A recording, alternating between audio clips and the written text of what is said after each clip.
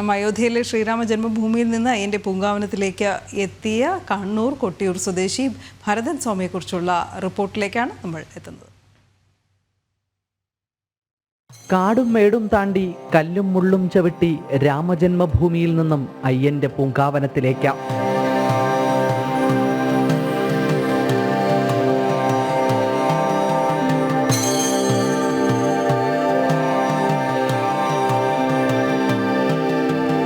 എൺപത്തിമൂന്ന് ദിവസത്തെ യാത്ര, പല ദേശങ്ങൾ കടന്ന് പല വഴികൾ താണ്ടി അയ്യപ്പസ്വാമിയെ കാണാൻ. രാമനാമം ജപിച്ചും ശരണമന്ത്രം വിളിച്ചും 18-ാം പടി ചവിട്ടി തത്വമസി പൊരുളായ അയ്യപ്പസ്വാമിയുടെ മുമ്പിൽ.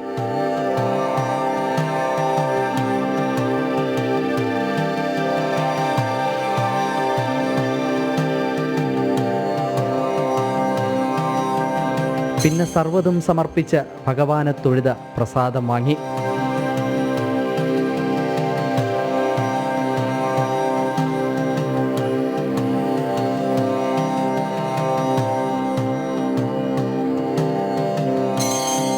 പറഞ്ഞറിയിക്കാൻ കഴിയാത്ത വാക്കുകളിലാണ് അയ്യപ്പസ്വാമിയെ കണ്ടതിൻ്റെ സന്തോഷം ഭരതൻ സ്വാമി പങ്കുവയ്ക്കുന്നത്.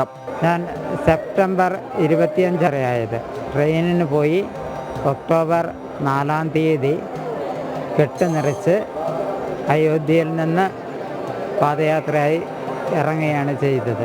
1999 മുതൽ 23 വർഷമായി പല ഭാഗങ്ങളിൽ നിന്നായി കാൽനടയായിട്ടാണ് അയ്യപ്പസ്വാമിയെ കാണാനെത്തുന്നത്. അടുത്ത വർഷവും കാണാൻ കഴിയണമെന്ന പ്രാർത്ഥനയോടെ നിറഞ്ഞ മനസ്സോടെ താനാകുന്ന തത്വമസി പൊരുളായി ഭരതൻ സ്വാമി മടങ്ങി. അഖിൽ പാലോട്ടുമഠം, ജനം, സന്നിധാനം. 83 ദിവസം എടുത്തുകൊണ്ട് അയോധ്യയിൽ നിന്ന് ജന്മഭൂമിയിൽ നിന്ന് അയ്യൻ്റെ മണ്ണിലേക്ക് അയ്യനെ കാണാനായി എത്തിയ ഭരതൻ സ്വാമി. അദ്ദേഹം എനിക്കൊന്ന് കഴിഞ്ഞ വർഷം മൂകാംബികയിൽ നിന്നാണ് കെട്ട് നിറച്ച് എത്തിയത്. ഓരോ വർഷവും ഓരോ പുണ്യ സ്ഥലങ്ങളിൽ നിന്ന് കെട്ട് നിറച്ച് കാൽനടയായി സന്നിധാനത്തേക്ക് എത്തുകയാണ് അദ്ദേഹം. ഇപ്പോൾ അഖിൽ റിപ്പോർട്ടിൽ പറഞ്ഞതുപോലെ അദ്ദേഹത്തിന് ഒരാഗ്രഹമേ ഉള്ളൂ, അടുത്ത വർഷവും ഇതുപോലെ വന്ന് അയ്യനെ കാണണേ എന്നുള്ളത്. 23 വർഷമായി അദ്ദേഹം കാൽനടയായി വിവിധ സ്ഥലങ്ങളിൽ നിന്ന് അയ്യനെ കാണാൻ വേണ്ടി എത്തുന്നുണ്ട്.